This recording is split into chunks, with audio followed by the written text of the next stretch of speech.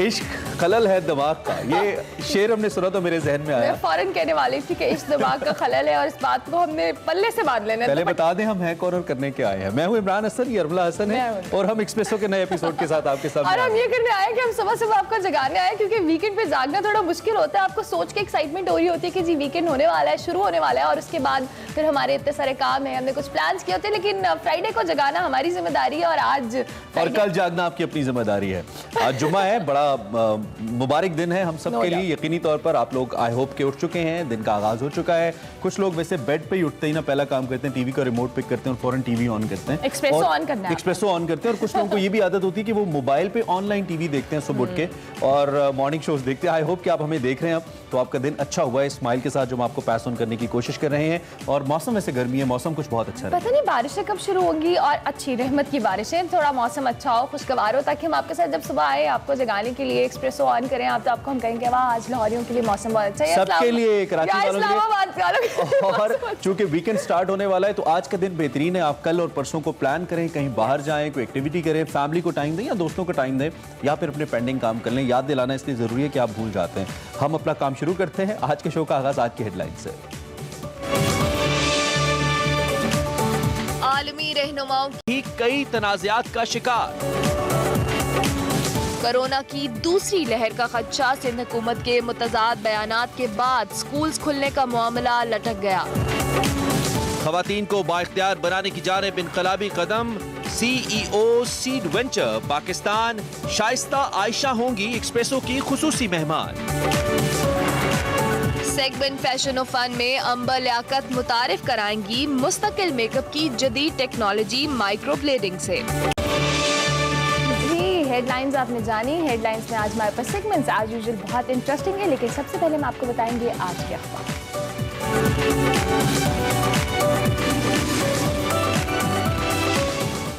सबसे पहले रोजनामा एक्सप्रेस उर्दू और बात करते हैं हम तरक्की पजीर मुल्कों से लूटी हुई रकम वापस की जाएगी, वजीर आजम का ये कहना है। और आज एक्सप्रेस की लीड स्टोरी भी यही है। बैरून मुल्क मुकीम पाकिस्तानियों को सरमायाकारी तरसीलाती ज़र में सहूलियात देने की हिदायत। लाहौर मेट्रो के हवाले से नए मुआदे पर वजीर आजम का इजहार इत्मीनान। गरीब मुल्कों से हर साल $1 खरब मुंतकिल किए जाते हैं, ना रोका गया तो दुनिया में अमीर गरीब का फर्क बढ़ता जाएगा। सरमायाकारी मुआहदों को मुनसिफाना बनाना होगा, ये कहना था वज़ीर आज़म इमरान खान का। इसके साथ एक्सप्रेस ट्रिब्यून की बात की जाए तो इसकी जो स्टोरी है वो है body form to formalise IPP packs after a formal revision in power purchase agreements the federal government would save an average of ₹30 billion a year during this period. बिल्कुल अच्छी खबर है। गवर्नमेंट ऑफ पाकिस्तान सोच रही है कि पैसे बचाए जाएं, बिजली की कीमतें भी कम हो जाएं तो अच्छा है ना। अच्छा जी, गैर मुल्की सुफरा दिफाई अताशियों का दौरा है कंट्रोल 9, भारतीय खिलाफ वर्जियों का जायजा, मुतासरीन से मुलाकात। भारत शहरी आबादी को निशाना बना रहा है, भारतीय फौज ऐसा कर रही है, यह तर्जमान पाक फौज का कहना था। भारत ने 2333 मरतबा जंगबंदी की खिलाफ वर्जी की, 18 शहरियों को शहीद किया, 185 जख्मी हुए। मकबूजा कश्मीर से आलमी तवज्जो हटाने की कोशिश है, मेजर जनरल बाबर इफ्तिखार। पाकिस्तान और ISPR ये एफर्ट करता रहता है कि तमाम बैनुल अक़वामी मुबस्सिरीन को लाइन ऑफ कंट्रोल का दौरा करवाए और हकीकी सूरत हाल दिखाए। भारत ऐसा नहीं करता, क्योंकि यकीनी तौर पर भारत इस हवाले से ये दहशतगर्दी करता है तो क्या आएगा दुनिया को। खैर, ये हमारी आज के अखबार की कुछ टॉप स्टोरीज थी, पढ़ सकते हैं आप ऑनलाइन भी और हमारे अखबार के अंदर भी। बिल्कुल, ट्रिब्यून और रोजनामा एक्सप्रेस को बढ़ते हैं हम आज की बड़ी खबर की। और जो पॉलिटिकल प्लेटफॉर्म्स हैं उसके ऊपर मसला कश्मीर को डिस्कस करना शुरू कर दिया गया था, लेकिन उसके बाद कोविड से थोड़ा सा इस मामले में डिले आया। आई होप कि इससे दोबारा ये मामला ट्रिगर हो पाएगा।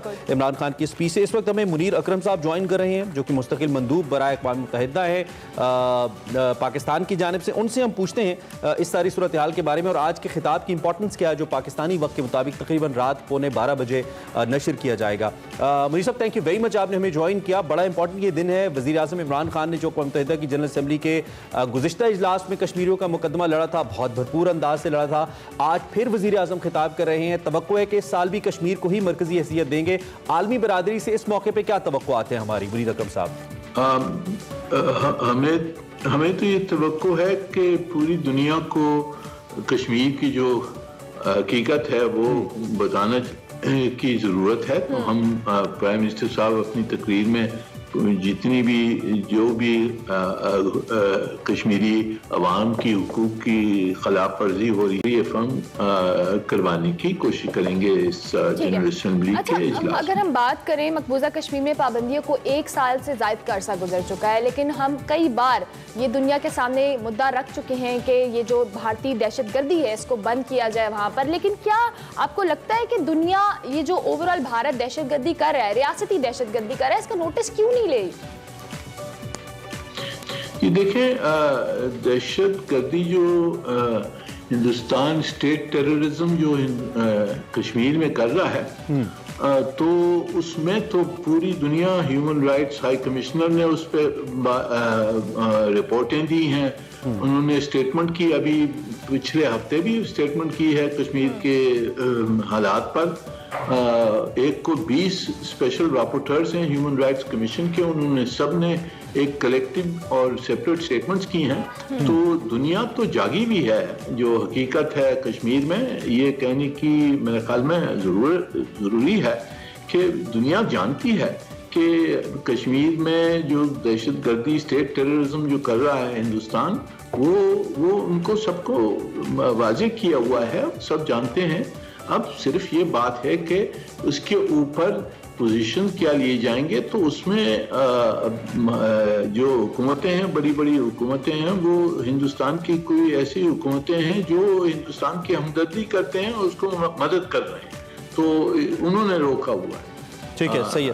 अच्छा, एक तो ये कि काफ़ी अरसे से पाकिस्तान इस मसले का रहा है कश्मीर के हवाले से, और हम अगर देखते हैं तो इसमें काफ़ी हद तक हमें कामयाबी भी हुई है, जैसे कि आपने खुद भी जिक्र किया। चीन हो जाए, मलेशिया हो जाए, टर्की हो जाए, या ऐसे ममालिक हो जाएं जो पाकिस्तान के दोस्त मुल्क हैं, चाहे वो ब्रदर इस्लामी ममालिक हैं या चीन जैसे दोस्त ममालिक हैं, वो तो पाकिस्तान के साथ खड़े हैं। लेकिन मगरब के हवाले से आपने तो कहा कि मगरब एक्टिव हुआ है, लेकिन एक कर्फ्यू तक तो उठवा नहीं पाया मगरब। इन्फ्लुएंस तो बहरहाल इंडिया के ऊपर है, मगरब डाल सकता है। तो आपको क्या लगता है अब इस खिताब के बाद या इस साल के अंदर, आने वाले वक्त के अंदर, इसमें कुछ तब्दीली आएगी, कुछ बेहतरी आएगी? देखिए जी, इसमें दो मसले हैं। पहली चीज तो ये है कि जियो पॉलिटिकली आप जानते हैं कि चाहिए कि क्या वजह हैं उनकी जो अपनी कॉन्शियंस को उन्होंने बंद करके रखा हुआ है। भारतीय दहशतगर्दी के अलावा इमरान खान साहब का जो पिछले साल का खिताब था मुनीर साहब, उसमें दो इंपॉर्टेंट नुकात थे। एक तो क्लाइमेट चेंज था, but the most important was Islamophobia. जिस तरीके से ब्लास्फेमी के हवाले से मसाइल हैं, मुसलमानों को रेडिकलाइजेशन के मसाइल हैं, उसके ऊपर इमरान खान ने बड़ा क्लियरली दुनिया को अपना विजन दिया था और बड़ा सराहा गया था उसको। इस बार भी ऐसी कुछ तवक्को है आज के खिताब में? ये प्राइम मिनिस्टर साहब बेशक इस पे वो तस्करा करेंगे, और सब में पहले तो इस्लामोफोबिया का जो सब में बड़ा मौजू है इस वक्त, वो हिंदुस्तान में है, भारत में है, जहाँ इंडियन मुस्लिम्स के खिलाफ जो हो रहा है, जो कश्मीरियों के मुसलमानों के साथ जो हो रहा है, ये सब में बड़ा इस्लामोफोबिया का एक मैनिफेस्टेशन है। ये फैशिस्ट पार्टी वहाँ पावर में है, और हिंदुस्तान में तो इस्लामोफोबिया एक स्टेट आइडियोलॉजी बन गई है। दूसरे वेस्टर्न ममालिकों में भी प्रेजुडिस है, और मुसलमानों के खिलाफ डिस्क्रिमिनेशन होती है, कभी कदार वायलेंस होता है। तो ये सब मसले जो हैं ये प्राइम मिनिस्टर साहब उठाएंगे। हमारी कोशिश यही होगी कि दुनिया यहाँ जनरल असेंबली के इजलास से कोई फैसला निकले जो इस्लामोफोबिया को डिनाउंस करे, और जो मुसलमानों की जो श्राइन्स हैं, जो उनकी मस्जिदें हैं वगैरह, उनको हाफिज रखा जाए। ये हमारी कोशिश होगी इस जनरल असेंबली के इजलास में कोई फैसले निकालने के लिए। बिल्कुल। मुनीर अकरम साहब, मुस्तकिल मंदूब बराए अक़वाम मुत्तहिदा, बहुत शुक्रिया, आपने हमसे आज सुबह इस मौजू पर बात की। आज बड़ा अहम दिन है मामला कश्मीर को लेकर, इस्लामोफोबिया के हवाले से प्राइम मिनिस्टर ने बातें की। बहुत शुक्रिया sir, thank you very much. Break लेनी है, ब्रेक के बाद हाजिर होंगे हमारे पास। वेलकम बैक टू एक्सप्रेसो, और अब बात करेंगे विमेन एम्पावरमेंट की। किसी भी मुल्क कौम की तरक्की में पढ़ी लिखी और बाइख्तियार खवातीन का बहुत अहम किरदार होता है। राइज टुगेदर पाकिस्तान प्रोग्राम भी मुल्क भर में खवातीन को बाइख्तियार बनाने के लिए सरगर्म है। बिल्कुल, इसीलिए हम अगर बात करें तो सीड वेंचर के ताउन से इस प्रोग्राम के तहत ग्रेजुएट तालिबात की एम्पावरमेंट के लिए बहुत से मंसूबे तय किए गए हैं इन खवातीन की एम्पावरमेंट के लिए। राइज टुगेदर पाकिस्तान प्रोग्राम के तहत मजीद क्या काम किए जाएंगे, इसी को हमने जानना है, इसीलिए हमने इवेंट प्लान किया है आज। और सीड वेंचर की CEO शाइस्ता आयशा इस वक्त हमारे साथ मौजूद हैं, उनसे ज़रा इसी हवाले से हम बात करते हैं। Shaista, it's a pleasure to have you in our show and good morning. ये बताइए कि जो सीड प्रोग्राम राइज पाकिस्तान मुहिम का हिस्सा है, ये बेसिकली काम क्या कर रहा है, इसका बुनियादी मकसद क्या है? अच्छा जी, अस्सलाम वालेकुम अरमला, अस्सलाम वालेकुम इमरान। मैं ये बताना चाहूँगी आपको, पहले तो thank you very much for having us on the show. Seed के हवाले से मैं आपको ये बताना चाहूँगी कि सीड एक इम्पैक्ट इन्वेस्टमेंट और इकोसिस्टम डेवलपमेंट ऑर्गेनाइजेशन है और हम पाकिस्तान में एंटरप्राइज डेवलपमेंट और सोशल एंटरप्रेन्योरशिप डेवलपमेंट के लिए काम कर रहे हैं। हम बहुत सारी डिफरेंट ऑडियंसेस के साथ काम करते हैं, मसलन जैसे स्कूल के बच्चे, यूथ जिसमें लड़के लड़कियां दोनों आ जाते हैं, स्टार्टअप्स आ गई, आपकी अंडर सर्व्ड कम्युनिटीज हैं जिसके अंदर पीपल विद डिसेबिलिटीज और ट्रांसजेंडर कम्युनिटी है, विमेन लेड SMEs और जो BOP मार्केट है यानी जो ग्रास रूट कम्युनिटी और एंटरप्रेन्योर्स हैं, हम उनके साथ काम करते हैं। और हमारा काम जो है वो कैपेसिटी डेवलपमेंट से लेकर एक्सेस टू मार्केट और एक्सेस टू फाइनेंस क्रिएट करना है। हम काम करते हैं public sector, private sector, academia, financial sector और डेवलपमेंट सेक्टर के साथ मिलकर, जो कि लोकली भी ऑपरेट कर रही है और इंटरनेशनली भी कर रही है। ठीक है। अच्छा आयशा, ये भी बताइएगा कि इस प्रोग्राम के तहत खवातीन को आप इंडिपेंडेंट करने के लिए, बाइख्तियार करने के लिए क्या क्या इकदाम करते हैं? अच्छा, राइज जो ये पाकिस्तान प्रोग्राम है, इसके अंदर बेसिकली अगर मैं आपको स्टेटिस्टिक्स दूं तो पाकिस्तान में जो यूनिवर्सिटी गोइंग स्टूडेंट्स हैं उसमें 60% जो हैं वो फीमेल स्टूडेंट्स हैं। जब ये ग्रेजुएट करती हैं तो ये फैमिली प्रेशर्स की वजह से और बहुत सारे बैरियर्स की वजह से सिस्टम से डिसअपीयर कर जाती हैं कि शादियां हो जाती हैं, आगे कुछ करती नहीं है। तो प्रोग्राम की असल फोकस ये है कि हम इन लड़कियों को एजुकेट करें, इनको एम्पावर करें और उनको फैसिलिटेट करें, यानी हम इनको बताएं कि आगे क्या अपॉर्चुनिटीज इनके लिए अवेलेबल हैं पोस्ट ग्रेजुएशन। फिर इनको वो स्किल्स दें ताकि ये या तो घर से बैठ के बिजनेस स्टार्ट कर सकें या आपस में कोलैबोरेट करके बिजनेसेस शुरू कर लें, और फिर इनकी हैंड होल्डिंग और मेंटोरिंग करें ताकि ये फिर ग्रेजुएट करने के बाद अपनी एजुकेशन का फायदा उठा सकें। ये अच्छा आपका प्रोग्राम है। कायद आज़म ने भी कहा था कि उस वक्त तक मुल्क तरक्की नहीं कर सकता जब तक खवातीन मर्दों के पैरेलल काम ना करें।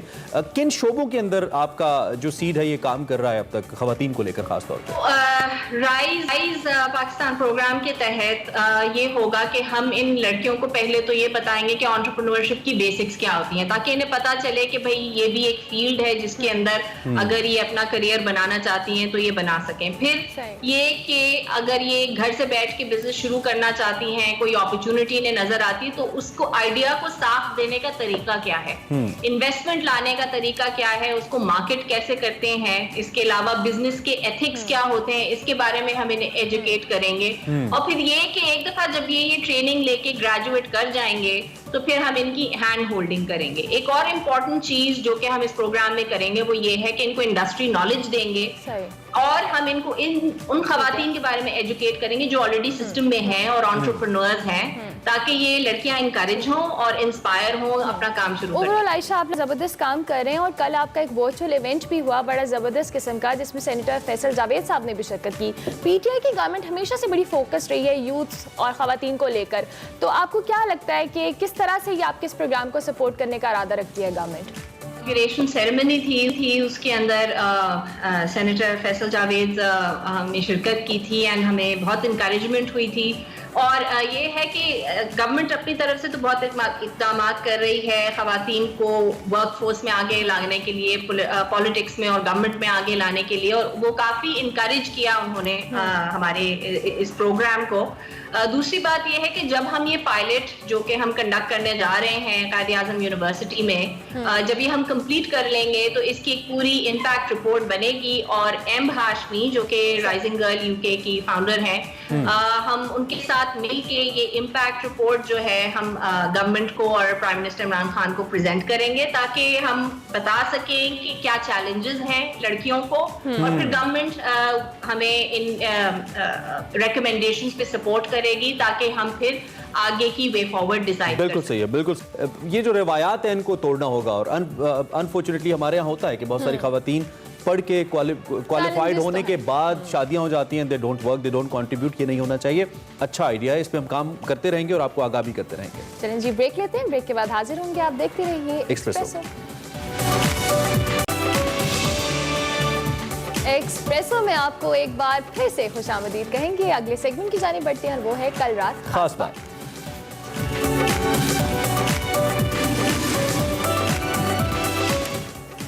कल रात खास बात में हमारे साथ रहमान अजहर साहब मौजूद हैं। उनसे जानते हैं कि उनके प्रोग्राम में कल रात क्या खास बात हुई। Thank you very much Rahman, आपने मैं सुबह ज्वाइन किया। अपने शो के हवाले से बताइएगा कि क्या खास बात हुई कल। हमारे शो में भी कल वही बात हुई जो कि मुल्क की सियासत में हो रही है। मुल्क की सियासत में मुलाकातों का चर्चा है और जो APC हुई अपोजिशन की, और अपोजिशन का हमने एक बड़ा जारहाना रवैया देखा। उसके बाद 2 मुलाकातों की जो है वो खबरें आई और ऐसा लगता है कि ये जो नैरेटिव्स की लड़ाई है, इसमें उन 2 मुलाकातों ने अपोजिशन को बैकफुट पर जो है वो कर दिया। एक पहली मुलाकात जो कि पार्लिमानी रहनुमाओं की हुई और फिर दूसरी मुलाकात मुस्लिम लीग नून के बड़े आम रहनुमा हैं साबिक गवर्नर सिंध मोहम्मद जुबैर की जो है वो मुलाकातों के हवाले से थी। तो कल हमारे प्रोग्राम का भी मौजू यही था कि ये जो मुलाकातों की खबरें हैं और अभी भी कुछ लोग जो है वो कुछ और मुलाकातों के जो है वो दावे कर रहे हैं। तो ये मुलाकातें अगर हुई हैं तो क्या ये मुलाकातें जो अपोजिशन एक बयानिया लेकर चल रही है। अच्छा रवि बताइए, टाइम चूंकि कम है, आप ये भी बताइए कि प्राइम मिनिस्टर का आज बड़ा इंपॉर्टेंट खिताब है जनरल असेंबली में, कश्मीर के हवाले से उम्मीद करें कि हम फिर बात होगी। इस तनाजुर में आप कैसे देख रहे हैं इसको? तबाबी तवक्को ये है कि वज़ीर-ए-आज़म इमरान खान जो है वो इस हवाले से भरपूर तरीके से पाकिस्तान का जो मौक़िफ़ है वो दुनिया के सामने रखेंगे और ना सिर्फ वज़ीर-ए-आज़म रखेंगे बल्कि और भी जो हमारे दोस्त ममालिक हैं जो इस मौक़िफ़ में पाकिस्तान के हम ख्याल हैं, वो भी जो है वो अपनी अपनी तकारीर में इस प्लेटफॉर्म के ज़रिए जो ज़रूर कश्मीर के मुसलमानों का जिक्र करेंगे। और देखिए कश्मीर का मसला जो है वो इंटरनेशनल सतह पर अब हाईलाइट हो रहा है कि हमने सूरत हाल बदलती देखी है। पहले जहाँ कश्मीर के हवाले से बात नहीं होती थी, अब जो है वो बैनुल अक़वामी अखबारात इस हवाले से बात करते हैं, लीडर जो है वो इस हवाले से बात करते हैं और ये अक़वाम मुत्तहिदा जो है वो कश्मीर के हवाले से शायद बात करने के लिए और दुनिया के जो दीगर ममालिक हैं जो अभी इस मामले पर जो है वो बात नहीं कर रहे या उनके अपने जो है वो फाइनेंशियल जैसे आप कह लें कि मफादात हैं जिसकी वजह से जो है वो इस पर जो है वो खुलकर बात नहीं करते, तो उनको भी जो है ये मालूम होना चाहिए कि कश्मीर के अंदर जो है वो क्या हो रहा है और उन्हें जो है ये बात सुनाने का जो है वो एक बड़ा बेहतरीन प्लेटफॉर्म और मौका है। रहमान अजहर, बहुत शुक्रिया, आप कल रात खास बात में हमारे साथ थे। अब एक और सैड न्यूज़ है हमारे पास। Very sad. हाँ, इट्स वेरी सैड। साबिक ऑस्ट्रेलियन बल्लेबाज और मारूफ क्रिकेट कमेंटेटर डीन जॉन्स हरकते कल्ब होने से इंतकाल कर गए। डीन जॉन्स ने कई मरतबा पाकिस्तान का दौरा किया और कई गैर मुल्की खिलाड़ियों को यह पैगाम दिया कि पाकिस्तान एक पुरअमन मुल्क है। और PSL को लेकर इस्लामाबाद यूनाइटेड के और अब कराची किंग्स के हेड कोच भी थे Dean Jones. So will miss you Deano. और उनके हवाले से एक डिजिटल रिपोर्ट है, आपको वो दिखाते हैं।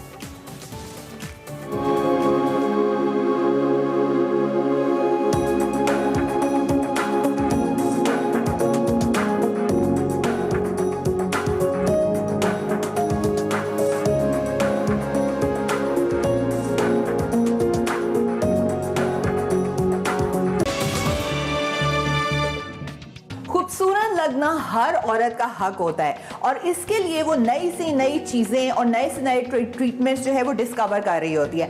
अर्मला और इमरान जैसे और इंडस्ट्रीज फ्लरिश कर रही हैं, इस तरह ब्यूटी इंडस्ट्री भी फ्लरिश कर रही है और वो नए से नए टेक्निक्स लेके आ रही है जिसके अंदर माइक्रोब्लेडिंग बहुत पॉपुलर हो रहा है ऑल अराउंड द वर्ल्ड। और पाकिस्तान में भी माइक्रोब्लेडिंग के लिए औरतें और आदमी ऑल्सो बहुत ज़्यादा इस टेक्निक को डिस्कवर करने की कोशिश कर रहे हैं। सो आज का एपिसोड माइक्रोब्लेडिंग के बारे में है, उसके प्रोज एंड कॉन्स क्या हैं, किन लोगों को वो सूट करता है नहीं करता और इसकी ब्यूटी इंडस्ट्री के अंदर इसकी क्या सिग्निफिकेंस है। So let's go and talk about माइक्रोब्लेडिंग।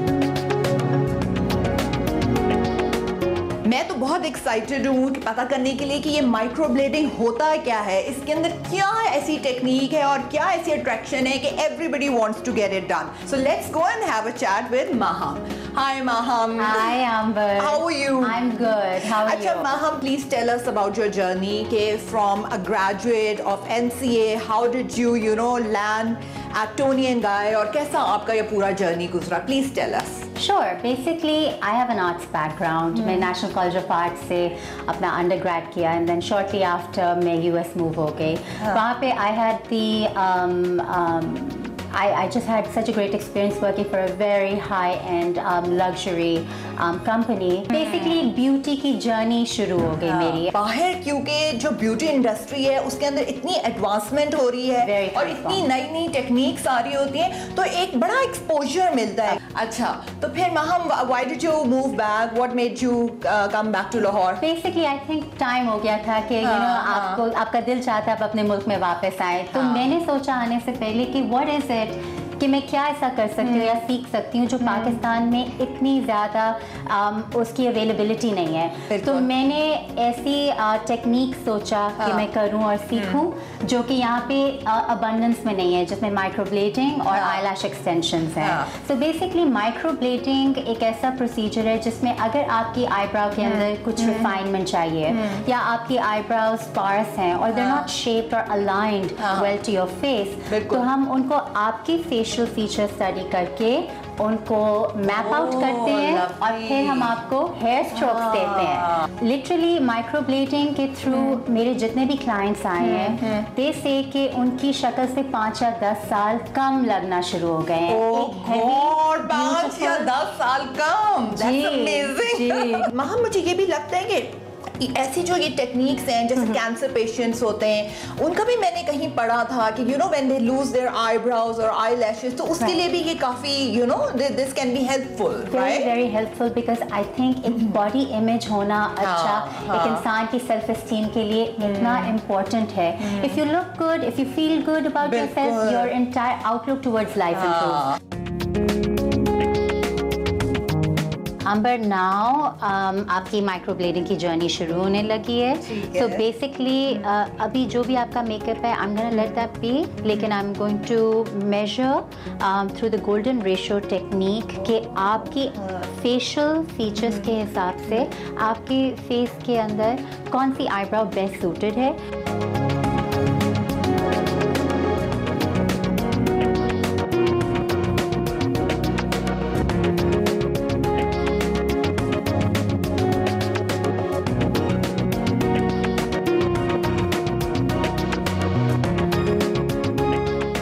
अच्छा, तो अब प्लीज मुझे देख के कोई डरे ना, अभी हेलोइन थोड़ी दूर है बट ये एक प्रोसीजर शुरू हो गया है माइक्रोब्लेडिंग का, और हमने सारी मेरे शक्ल की मेजरमेंट्स ले ली हैं क्योंकि again very technical but very important, क्योंकि इससे आपका मेक या ब्रेक हो सकती है शक्ल की. तो let's go and start the procedure. और अब आप मेरा नमिंग क्रीम लगाने लगे. Yes, we're going to start with the numbing. ठीक.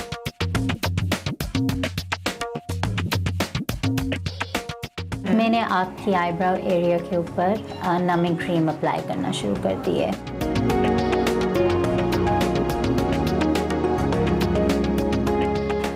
व्यूअर्स, अब हमने इनकी नमिंग प्रोसीजर जो है ख़त्म कर दिया है. It's taken about 45 minutes. और अब हम माइक्रोब्लेडिंग का प्रोसीजर शुरू करेंगे. मैं हर क्लाइंट को उनके प्रोसीजर से पहले दिखाती हूँ कि हमारे प्रोसेसेस एक्सट्रीमली स्टेरिल हैं. I change my gloves. I am opening up a new blade जिसके ऊपर लॉट, डेट, एक्सपायरी और सब कुछ लिखा हुआ है, and that is going to be associated with this client then, and I am going to log this in my book. तो अब शुरू करते हैं. Ambar, are you excited? I am looking forward to it. Wonderful.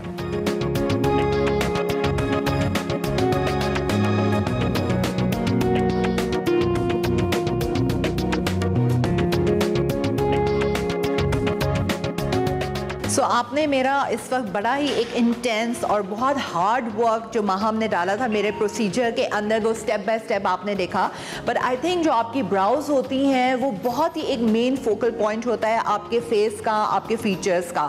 और महम ने बहुत ही मेहनत के साथ मेरी जो ब्रोज हैं उनको उन्होंने दोबारा से ठीक किया है. तो I totally recommend and I really want कि आप लोग जो हैं अपने किसी सही टेक्नीशियंस और सही प्रोफेशनल्स के पास जाएं ताकि आपकी ब्राउज जो हैं उनकी एक शेप मिले और आपकी खूबसूरती के अंदर और इजाफा हो। So Urmila please do come and visit Maham, I totally recommend. और मेरा तो बहुत अच्छा एक्सपीरियंस रहा। और साथ साथ Imran you can also come, क्योंकि ये सिर्फ औरतों तक के लिए महदूद नहीं है बल्कि आदमी भी आ सकते हैं अपनी माइक्रो ब्लेडिंग कराने और ज़्यादा हैंडसम लगने। So until next time, this is Ambar Liaquat signing of.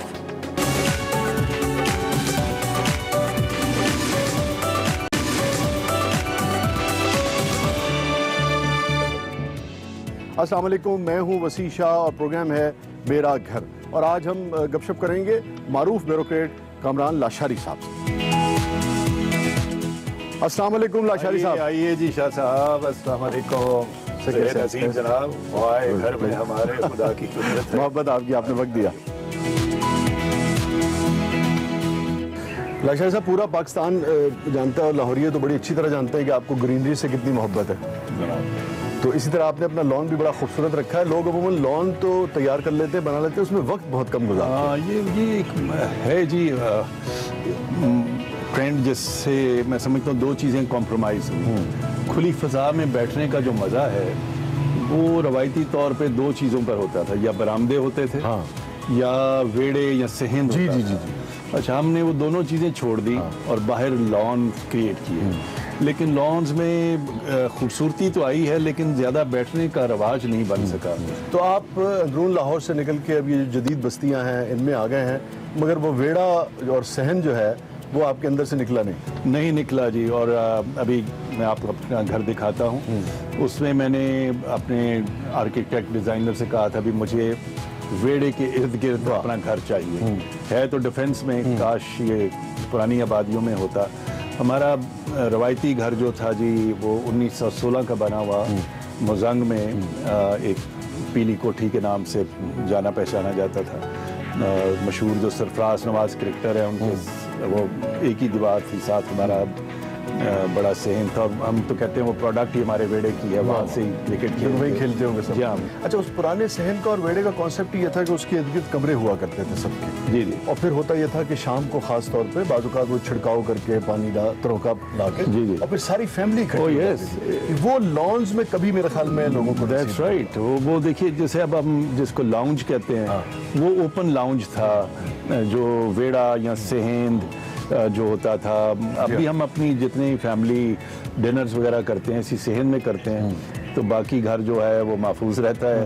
और बल्कि उसको छोटा सा मिनी सिनेमा भी हमने कन्वर्ट कर दिया है। चलिए जी, फिर आपको घर दिखाते हैं। आइए जी, आइए शाह साहब जी। So this is our lobby. Want to share. Antique lover हैं आप, ये मुझे देख के जी जी। सारी थीम ही घर में आपको सिवाय एक दो चीज़ों के you will find traditional and very cultural और एंटीक। ये फॉर इंस्टेंस ये सोफा सेट देखिए, ये मेरे पुराने घर का मुजंग का है। अरे वाह। जब मैंने आंख खोली थी तब भी, so it means it should be almost 100 years old। ये 100 बरस पुराना जी। ये कश्मीरी आर्ट वर्क है, थ्रू एंड थ्रू कार्विंग का। और इसके साथ वो आप टेबल देख रहे हैं, अब ये इतनी इसकी अभी भी हमने निगहदाश्त ऐसी की हुई है। ये भी टेबल इतनी ही पुरानी है। और ये एक दरबारी सेट है। ये मैंने एक दो इंडियन फिल्म्स में भी देखा है। जी। ये भी हमारे घर में था। कुछ चीज़ें मेरे भाई के पास हैं, मलका और उसका बादशाह का और चेयर्स वगैरह, लेकिन एक दो सेटी चीज़ें। और ये जो ये बाद में आपने लिया? हाँ जी, ये बाद में लिया। ये अच्छा, बाद की कलेक्शन है। हुंजा साइड से मैंने एंटीक की किसी दुकान से लिया। तो आपको वैसे सैगल साहब पसंद थे या रफ़ी साहब या रफ़ी सैगल का इतना मैं टेस्ट मुझे ये देख के फौरन सैगल आ गया। That's right. लेकिन पहला रिकॉर्ड ऐसा मैंने अपनी पॉकेट मनी से जाके 10 रुपए में अनारकली से ख़रीदा था, मुझे याद है। ये जो है ये मुझे प्रेजेंट हुआ था जी बशीर अहमद साहब NCA के बहुत मिनिएचरिस्ट हैं। जब शादी हुई तो उन्होंने ये हमें बारीक काम। हाँ जी, ये वो मिनिएचर काम जो है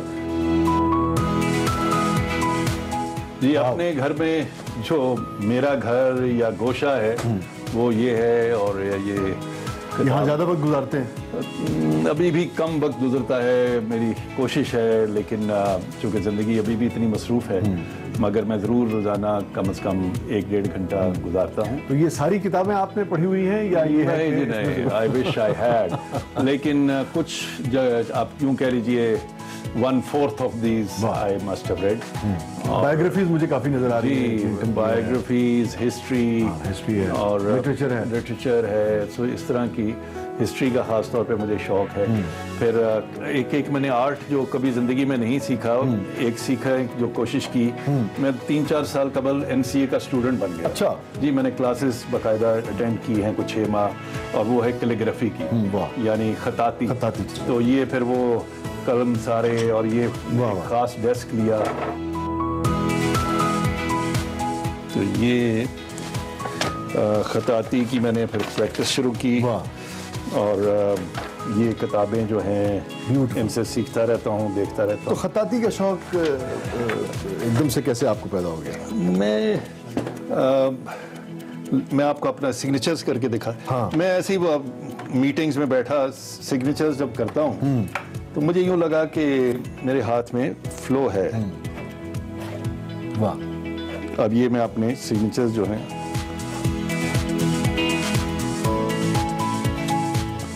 तो ब्यूटीफुल, या लेट्स सपोज अगर मैंने अल्हम्द शरीफ लिखनी है तो मुझे आहिस्ता लिखने से ज़रा मुश्किल होती है, लेकिन सुभान अल्लाह। तो ये दिखा दीजिए जी। तो फिर मैंने समझे ये अल्हम्दुलिल्लाह रब्बिल आलमीन जी। तो ये और फ्री हैंड में लिखने का मुझे ज़्यादा, वो मुझे कैलीग्राफिस्ट बताते रहते हैं उस्ताद कि आहिस्ता आहिस्ता लिखो, ये वो मुश्किल होता है आपको, वो मेरे लिए ज़रा मुश्किल है। ये कलम इस्तेमाल करने के बाद आपको गालिब का शेर तो समझ आया होगा, गालिब शरीर खामा नवाए सरोर से, तो यही शरीर, बिल्कुल इससे वो आवाज़ पैदा होती है, क्योंकि यूँ आवाज़ पैदा होती थी। जी जी हाँ, तो इससे फिर वो बिल्कुल सही आते हैं गैब से ये मज़ामीन ख्याल में। अच्छा, ये जो है ये आपके वालिद साहब की किताब है? ये मेरे वालिद साहब की एक ये है और एक और बयाज है उनकी, मैं आपको वो भी दिखाऊं। ये मेरे वालिद शायर थे जी, और शायद हम उन्हीं की कह लें एक जमालियात जो है, वो ज़ौक़ जमाली वो विरसे में मिला है। मगर वो आपकी शायरी फूड स्ट्रीट में नजर आती थी। हाँ, वो अपने कामों में उसको मैं खदोखाल को ठीक करने की कोशिश करता रहता हूँ। तो 1-2 अशार में ज़रूर हूँ।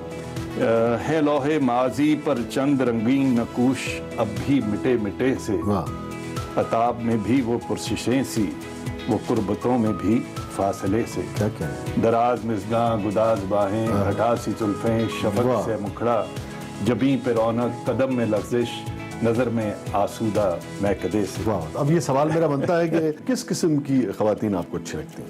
अच्छा, ख़वातीन की तरफ चले तो दराज मिस्कां गुदाज बाहें, घटा सी जुल्फें, शफक से आरज़, और जबीं पे रौनक, कदम में लफ्ज़िश, नज़र में आसूदा महकदे से। वाह वाह वाह। एक तरफ कलम है, कैलीग्राफी है, किताबें हैं, और एक तरफ जनाब ये आप बड़ी खौफनाक किस्म की गन खूबसूरत लग रही है। वैसे अगर चल ना रही हो तो गन खूबसूरत लगती है। अच्छा, आपको ये जानकर I have the player the honour के एक मुझे चीफ मिनिस्टर भोजदार साहब ने, अच्छा अभी ये जो, हाँ जी, अभी कुछ महीना पहले, और एक मुझे ये कोर कमांडर रहे हैं जनरल शाहीन पेशावर, तो एक उन्होंने पेश की, उन्होंने प्रेजेंट की। दादा परदादा की कुछ चीज़ें जो हैं इनमें शामिल हैं।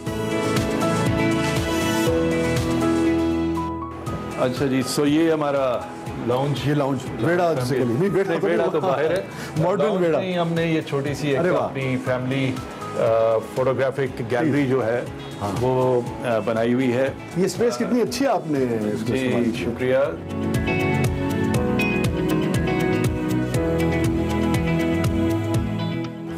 अच्छा जी, ये वेड़ा हो गया जी। हाँ जी, ये वो सेहंद, वो वेड़ा, एट्रियम जिसका जिक्र कर रहे थे, ये ओपन टू स्काई भी है। अच्छा ठीक है, यानी ये जाली हट जाती है और ताज़ा हवा, मौसम पे डिपेंडिंग, बारिश भी, सो इसके सारी चीज़ें हमने कवर की हुई हैं। और अब ये हमारी इसमें स्क्रीन है, ये नीचे कर लें तो ये यहाँ पे सिनेमा बन movies जाता वगैरह है। देखते, वाह। और ये अभी ये साउंड सिस्टम वगैरह जो है, ये सराउंड सिस्टम भी है। तो ये तो है ही खूबसूरत, मगर ये जो दरवाज़ा है जी, और ये जो ये मुझे बस ये एक this is much before I came into walled city, you know, ये तो अब 15-20 साल हो गए इस बात को। तो वो जहन में अटका हुआ था अपने पुराने सेहंद और सो आर्किटेक्ट से ये बनवाया किया। इसमें कुछ चीज़ें मेरी सिंध की कलेक्शन भी है, कुछ यहाँ से कबाड़ियों से ख़रीदी हैं, और ये इधर हम अपने मुशायरे भी कर लेते हैं, फैमिली डिनर्स कर लेते हैं, और we love to sit here and enjoy the. और देखिए जो झरोके हैं जी, ये झरोके और इनसे झांकने वाले लोग, जी, क्या कल्चर था, जी, जी, और जी, क्या उससे right. खूबसूरती और यादें जो है वो एब्सोल्युटली। आइए जी प्लीज जी, तशरीफ रखिए। अच्छा, अब एक आज आपसे ज़रा निजी नौयत के सवाल हो जाए। लाशारी साहब, आपके 3 साहबजादे हैं माशाल्लाह, लेकिन बेटी की कमी कभी महसूस हुई? शुरू में तो नहीं, बाद में, क्योंकि जब बच्चे बड़े हो जाते हैं ना लड़के, फिर ये आपके हाथ आते नहीं। तो मैं जब अपने इर्द गिर्द भाइयों की तरफ बेटी देखता हूँ तो वो एक टेंडरनेस जो है वो थोड़ी सी मिस करता हूँ। तो लेकिन अब शुक्र है, I have got 2 daughter in laws. अच्छा, आपके जो बेटे हैं बिलाल, वो बड़े मारूफ फिल्म मेकर हैं पाकिस्तान के, बड़े कामयाब फिल्म मेकर हैं। तो कैसा लगता है जब लोग ये कहते हैं कि भाई ये बिलाल के वालिद हैं? बहुत अच्छा लगता है जी। मेरे अपने वालिद कहा करते थे कि दुनिया में एक वाहिद रिश्ता वालिद का है जो अपने बेटे को अपने से बढ़कर देखकर खुश होता है। बेशक। अच्छा लाशारी साहब, आप एक बड़े कामयाब ब्यूरोक्रेट तस्वुर किए जाते हैं। रूल्स एंड प्रोसीजर के मुताबिक ही ब्यूरोक्रेसी को काम करना पड़ता है, उसके बावजूद भी कोई बहुत अच्छा काम करता है, बड़ा नाम पैदा करता है, बड़ी खिदमत करता है, और कोई जो है बिल्कुल ही यानी कि मैं इसको बहुत सिंप्लीफाइड जवाब अगर दूं तो वो ये है, मुझे अच्छे और बुरे ऑफिसर में एक फ़र्क नज़र आता है, positive minded and negative minded. ठीक है, लास्ट क्वेश्चन। फूड स्ट्रीट, फिर PHA लाहौर जो हॉर्टिकल्चर अथॉरिटी थी, फिर उसके मतलब उसके बाद हम देखते हैं इस्लामाबाद, और फिर वॉल्ड सिटी। जो आपकी उड़ान हम इस्लामाबाद तक देखते हैं, आप में तो कोई कमी यकीनन नहीं होगी, मगर वो रिजल्ट्स और वो ख्वाब जो हमने आपके आने के बाद ये तस्वुर किए थे कि वॉल्ड सिटी भी वैसे ही होगा जैसे कामयाबी फूड स्ट्रीट में, वो तो फूड सिटी जैसी कुछ चीज़ हो जाएगी। लेकिन मुझे एक आपके एक एडमायरर की हैसियत से, मुझे कह लेने दीजिए, आपके एक फैन की हैसियत से, मुझे वो रिजल्ट्स वॉल्ड सिटी में नज़र नहीं आए। इसकी क्या वजह है? पहले तो मुझे बताइए, मैं दुरुस्त हूँ या गलत हूँ? किसी हद तक दुरुस्त है, लेकिन एक तो this is a department which is confined to just heritage and that. दूसरा ये है कि ग्वाल मंडी जैसे creative projects happen once a while, रोज़ इस तरह की। लेकिन हैविंग सेड दैट, हमने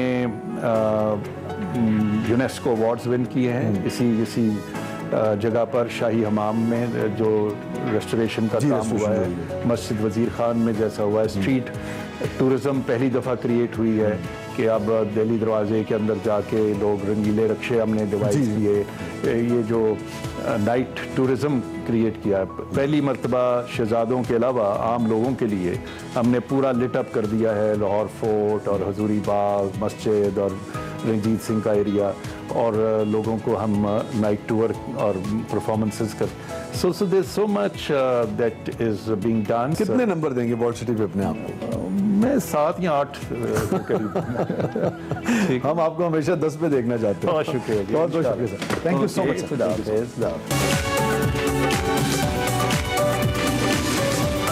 बहुत ही खास हमारे शो में। और बिल्कुल ऐसा ही है, जब आप बासलाहियत हो और इस बात का इदराक भी रखते हो तो कामयाबी हासिल करने के लिए आपको सहारों की ज़रूरत बिल्कुल नहीं पड़ती, और ये साबित किया है 14 साल। खूबसूरत, और उससे ज़्यादा सरप्राइजिंग ये है कि सरीन हमारे साथ एक्सप्रेसो में एक्सक्लूसिव इस वक्त मौजूद हैं। उनसे हम बात करेंगे और उनसे पूछेंगे, और मैं बहुत एक्साइटेड हूँ इस चीज़ को लेकर कि इतनी टैलेंटेड पाकिस्तान की वो बेटी हैं और रिप्रेजेंट किया उन्होंने अपने आप को, पाकिस्तान को, अपने टैलेंट को ब्रिटेन्स गॉट टैलेंट के अंदर। उनसे हम बात करते हैं। Sareen, it's an honour to have you in our show, thank you very much for coming.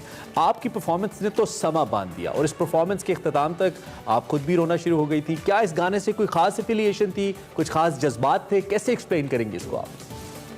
The song that I sang on my BGC semi-final performance was very emotional and very.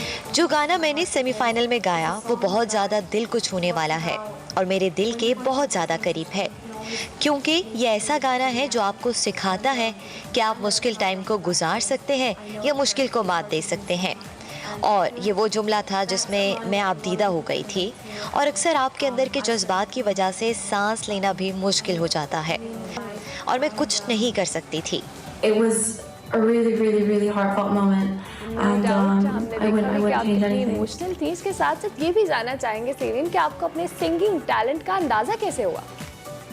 My earliest recollection of singing is to my late मेरी grandmother. सबसे पुरानी याद मेरी मरहूम दादी को गाना सुनाने की है।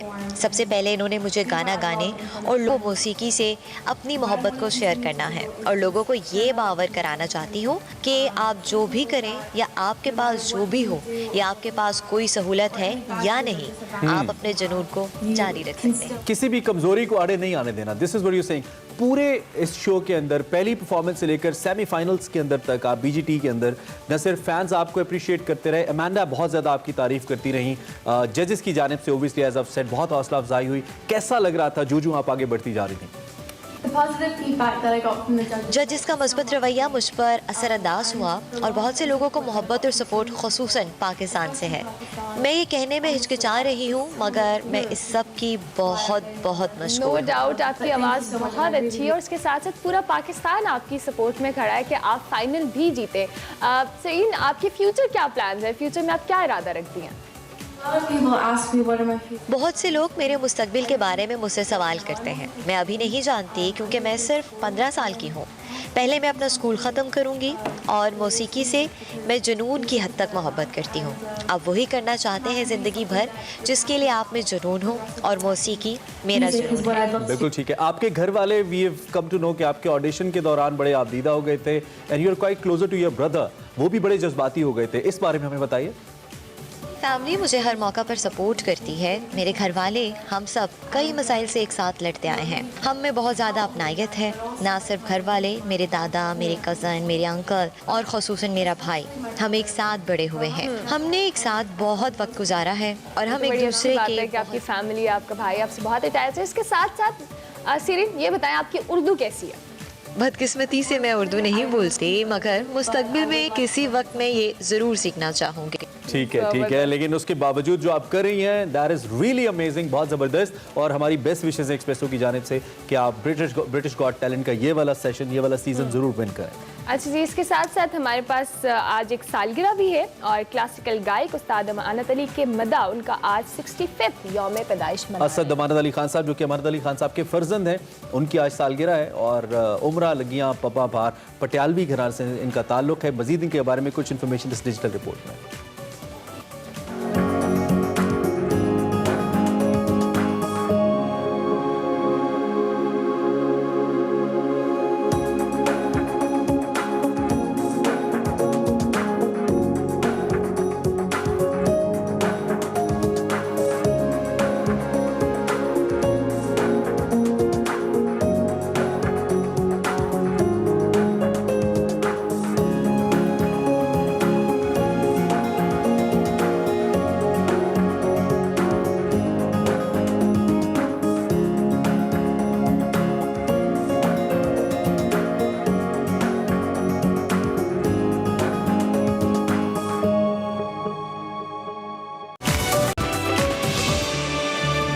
Welcome back to Expresso. और यहाँ कोल किचन में जो खुशबू आ रही थी वो हमें वहाँ से यहाँ ले आई है और आज कुछ खींच के ले आई है। हाँ, कुछ बहुत मज़ेदार बना रहे हैं शेफ नुमान। शेफ नुमान, क्या बना रहे हैं? आज आपके लिए स्पाइसी विंग्स बना रहे हैं। स्पाइसी विंग्स बना रहे हैं और ये कुछ इसकी रेसिपी थोड़ा सा बता दो, फिर हमने खुशी की इसकी तरफ रेसिपी आपकी सबसे मैरिनेशन ही है, बाकी तो आपने पैन में डालना, ऑयल डालना और उसको मैरिनेशन के हवाले से अभी हम पूछेंगे। पहले हम जरा खुशी की तरफ चले जाते हैं। खुशी, वेलकम टू द शो, कैसी हैं आप? Good, how are you guys? I am good. Khushi, बताएं क्या बताने वाली हैं अभी आप? आज मैं व्यूअर्स को फुल बॉडी वर्कआउट बताऊंगी जिसमें 4 एक्सरसाइजेज होंगी। लेट्स सी कितनी हो जाती हैं अभी।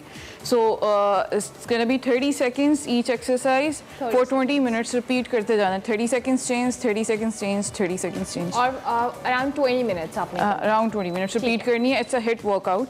सो we are going to go in squat position, hands down, inchworm, ठीक है। and jump forward, then back to initial position, starting position. Okay, this is one more time. Squat position, hands on the ground, crawl forward, jump back, Okay. crawl back, and standing position. Second exercise is on the floor. It's called plank to pike. First हम hands पे करेंगे क्योंकि we don't have a mat right now. Okay. So we're gonna slide our shoulders forward, then back to raise our hips up and slide our shoulders forward and raise your hips back. Keep your stomach tucked in and hips tight, forward and hips up. Third exercise is on the floor. Legs up and arms straight. Beginners bend down. Okay, वो late भी सकते हैं. Back should be on the ground as well. ठीक है. Core should be tucked in and you have to keep breathing out. If you want more challenging, arms back पे ले जाएं और core stretch हो गया. आप posture बता रही हैं already बहुत challenging है. इसको मज़ीद कैसे challenging करेंगे? So you are done with your exercise? Yes, yes. Okay, तो ये आपने 30 seconds each exercise करनी है जो खुशी ने आपको बताया और ये खुशबू तेज होती जा रही है. और मेरे क्या मुंह में हो पानी रहा है? आए जा रहा है, मैं सब्र नहीं कर पा रहा हूँ. Well thanking Khushi, coming back to the cold kitchen. और हमारी आज की ये कौन सी विंग है? स्पाइसी विंग्स ये है. स्पाइसी विंग्स हैं और इसकी मैरिनेशन है आपने. ओके, हमने एक ब्रेक पे जाना है. इमीडिएटली ब्रेक लेते हैं. ब्रेक के बाद वापस फिनिश करते हैं. जी वेलकम बैक. और जितना ये देखने में खूबसूरत लग रहा है ना, ये खाने में भी इतना अच्छा होना चाहिए क्योंकि इस खुशबू ने मुझे बहुत टेम्प्ट कर. और मैं यहाँ पे एक इन्फॉर्मेशन लीक कर दूं, ये टेस्ट करके चेक कर चुकी हैं पहले, कह रही थी कि अच्छा है. अच्छा, इससे पहले कि हम रेसिपी पूछे शेफ नोमान से, मैरिनेशन कैसे की है इन्होंने, मेरे पास 2-3 चीज़ें. एक तो कि हम डिटेल्स में बात करते थे लेकिन एज यूजुअल टाइम कम था, नहीं कर सके. एक तो जनाब पाकिस्तान सिटीजन पोर्टल जो है प्राइम मिनिस्टर का, जो कि बड़ा मकबूल है, दुनिया भर में इसको सराहा जा रहा है. उसने अपनी हेल्पलाइन का आगाज़ कर दिया है और अब पाकिस्तानी इससे मजीद बेहतर तरीके से फ़ायदा उठा सकेंगे. किसी एक सेगमेंट में इंशाल्लाह नेक्स्ट संडे ज़रूर इस पर बात भी करेंगे. उसके साथ साथ आज वर्ल्ड फार्मासिस्ट डे मनाया जा रहा है दुनिया भर के अंदर. इसका बुनियादी मकसद फार्मेसी के हवाले से दुनिया की तवज्जो मबजूल कराना है और इससे रिलेटेड जो मसाइल हैं उनका हल करना है. एक बड़ा इंपॉर्टेंट MOU साइन हुआ है between Pakistan software house association and cap China chain stores association Pakistan के दरमियान, जिससे ई-कॉमर्स को लेकर पाकिस्तान की रिटेल स्टोर्स हैं उसको बेहतर बनाने में हेल्प आउट किया जाएगा. और कोरोना की भी सेकंड वेव का चूंकि खदशा है तो इस पे भी मुतज़ाद बयानात हैं.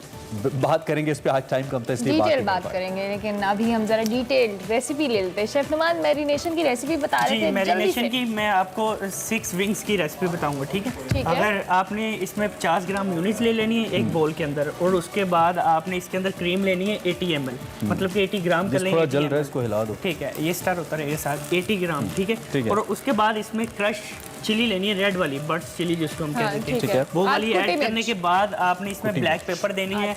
ब्लैक पेपर आपका ½ टीस्पून हो और ½ टीस्पून ही आपका सॉल्ट हो. सॉल्ट, उसके बाद इसको मिक्स कर लेना आपने अच्छी तरह, यानी कि चारों चीज़ें मिक्स हो जाए अच्छी तरह. और उसके बाद आपने बॉयल चिकन लेना है.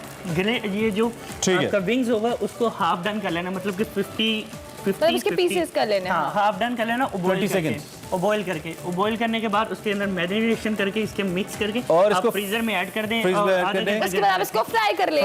We are left with almost no time. Thank you very much chef Noman. ये रेसिपी आपको सोशल मीडिया पे मिल जाएगी और कुछ डिजिटल रिपोर्ट्स है हमारी जैसे वर्ल्ड फार्मासिस्ट डे के हवाले से, वो भी आपको डिजिटल पे मिल जाएगी. Time is over. मंडे को मिलेंगे. टिल देन अल्लाह हाफिज. अल्लाह हाफिज.